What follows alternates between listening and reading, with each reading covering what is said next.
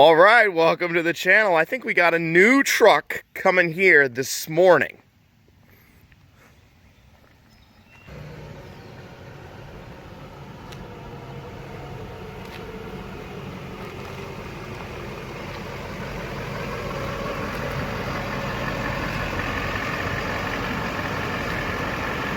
That's right, everybody. We finally have our 2005 Duramax back from the shop, back from paint. This was the wrecked one that we rebuilt, I don't know, about a couple months ago. And we use a smaller body shop, and we have to wait in line just like everybody else. So they're super busy, especially with everybody's stimulus checks. So not a problem, but it's finally back from paint, and I want to show you guys how good this thing looks, man. It's like a brand new truck. It is first thing in the morning, so you'll see that we got moisture all over the truck, but we didn't do much with the bed. That, I think, all stayed the same. I don't think they probably just blended this door a little bit here, but it was wrecked on this front side, smashed in. Got the bumper, headlights, grill, hood, inner fender. Well, I guess the inner fender's part of the fender. I think that's pretty much it. But we finally got this guy back here, and it was looking so good. This side, I think they touched up all the paint as well. There were some scratches on the doors that they took care of. The one thing they didn't do, purposely, because we didn't ask them to, is the top of the bed here is smashed a little bit. We figured it's a truck, and, you know, it's going to have some issues that way. Tailgate all redone, looks brand new. So the fun part of the story is this failed inspection.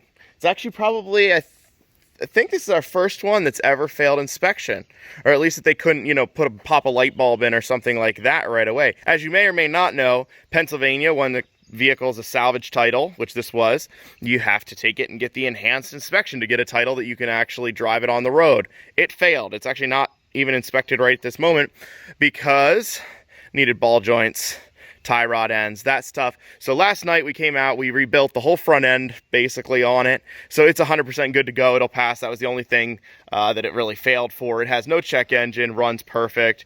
It is the 2005, so it's the LLY, which everybody seems to hate, but this one here is running perfect. It is, you know, pretty much a stock truck. I don't think I found anything other than it has some Fox shocks underneath here.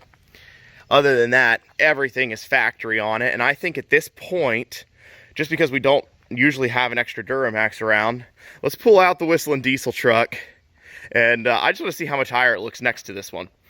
Well, you know what, let's throw a tailgate on so this stuff doesn't look so, you know, this is our workbench, but don't tell anybody. You really want to take the time to install a GM tailgate? Huh? Do you really want to take the time to install a GM tailgate? Oh, I know. They take forever to put on. I know. Especially when you're backwards. I am backwards. See if you can. Oh, it's so dirty. It is. It's not much better. It's so dirty. But you know. Now I'm putting it on. I'm in it now. All right. Woo! All right. I figured I had to install something in this video. That Silverado tailgate's gonna tick off some people. Oh yeah. This is a Sierra.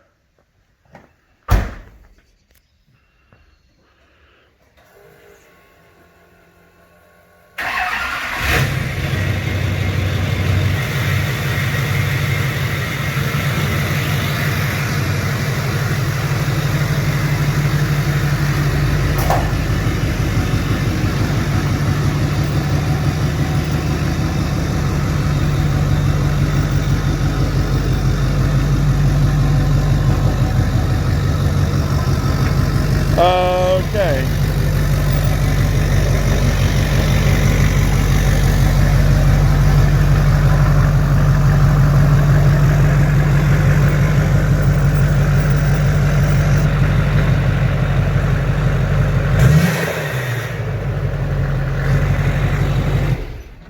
So there we go, just a little size difference and comparison for you. These are 35s, those are like, what, probably 29s, 30s maybe, something like that. They're pretty small on the factory Chevy trucks, and, you know, 6-inch lift, so little bit of a difference. This one's probably more reliable, also hasn't been rolled down a hill. So we got, yeah, I would say they're probably 30 from the factory. They're pretty worn down, so it does need and tires. For the wheel well, it's like 36 and a half. Okay. This is a little off because the angle. This should be like 42 and a half. It's more than that. Ooh. I don't even know how. Yeah. A little short, 48. Because of the tires and the... Right. I wasn't even thinking about tires. Yep. Yeah. If I lean it back, it says like 48 or 49. Yeah. But you could go to this guy. Yeah, actually, that's probably a better measurement. Sorry. All right. So 42 3/4. Yep. To 31. 31. Okay. Yeah, it's up there. That's why it hurts whenever you have to get in. So I do have some news about this truck. A lot of people are asking if they could buy it, and I have some bad news for you. So the second we picked this up from paint, we listed it on Facebook, Marketplace, whatever. And I hadn't even, like, I was out of town. Lance did it, so you can blame him. But I was out of town. He sends me a picture. It's all done. Looks beautiful. Next thing I see that he already put it up on Facebook Marketplace. He just drove it straight to the inspection station so that it could be finished up yesterday, whatever. And somebody bought it within, like, I don't know, an hour, and he had like 50 messages. So let's break down the price here on this a little bit. All right, so now it's time to go over the profit and loss statement on this 05 Duramax. We paid $3,200 for it from Copart. We got it delivered, which we get everything delivered pretty much. We do have a trailer, but it's just cheaper. It pretty much ends up being to get stuff delivered. So it's $200 to get it delivered, and it was several hours away. We spent, well, it's a little tough to tell exactly how much we used because we bought a donor truck, which you guys have seen, which we used for the cab and everything on the truck over here, but in a lot of other random parts throughout the time. But we also used the hood, fender, headlights, front bumper assembly, I mean, grill, everything. So we're going to say about $1,000 for that. And then paint was the next most expensive thing. That was $800 to get it all completely pretty much looking brand new. I think we had about $200 in, we bought a radio, new center armrest, just a couple interior little bits that were definitely showing some wear. We wanted to look nice. And then the only other thing we really paid for on it was the ball joints for the front end. Oh, I almost forgot something. Headlights. Headlights were about $50. So all in all, I think that puts us right around the $5,600 range, something like that. And we got an immediate offer for $8,500. It was listed for $9,500, and we took it.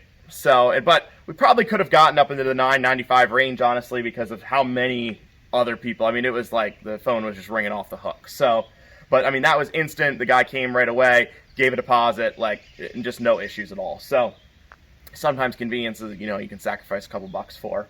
So a nice little profit of about $3,000. So anyways, just wanted to give you guys the update on the truck here. This is going to be about the last time you'll see it. Actually, you're going to see it one more video, and then it's going to be gone forever. So the next video I'm going to make is actually a high miles review on this truck. I'm going to go over some of the common problems and good spots on the LLY Duramax.